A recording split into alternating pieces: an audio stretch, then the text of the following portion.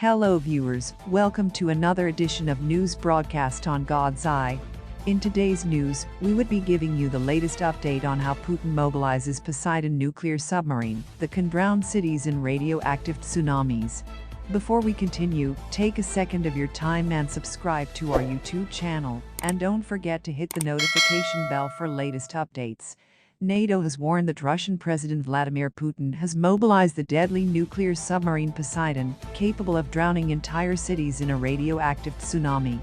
An information memo sent to NATO countries reported that the K-329 Belgorod nuclear submarine has been deployed and is equipped with Poseidon underwater drones.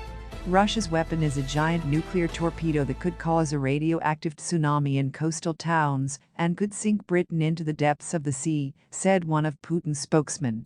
Russian TV propagandist Dmitry Kiselev told viewers, the 604-foot Belgorod is believed to have sunk in the Arctic Ocean and is suspected of involvement in the sabotage of the Nord Stream gas pipeline. However, her deployment in the Arctic is of concern as Belgorod is testing its missile and super torpedo capabilities on board.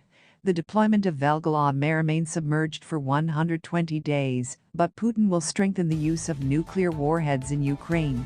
Earlier, it was reported that the unlimited range of drone Poseidon and the speed of 125 miles per hour. Admiral Igor Katasanov, the chief analyst of General Staff, states, propaganda Kichev marks during the broadcast and says, there is no way to stop this underwater drone.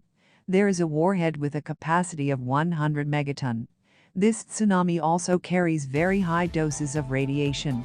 Rush into Britain and turn what is likely left of Britain into a radioactive wasteland. Absolutely no use.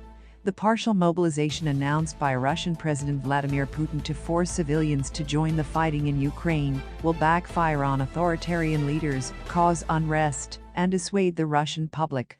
On the risk of weakening his holdover, there is growing dissatisfaction with Putin's policies among Russians, Rebecca Koffler, a former DIA agent and author of the Putin book, Russia's Secret Plan to Defeat America, told Fox News. Told Digital. Koffler's comments were a result of Putin's partial mobilization announced last week, along with reports that thousands of Russian men had fled the country, and that the Russian leader didn't manage to do so during the month-long Russian invasion. It came after causing widespread turmoil in Russia, following violent protests that had been able to evade Ukraine. Putin's announcement comes after Ukrainian forces launched a highly successful counterattack, forcing Russian forces to pursue them in several areas.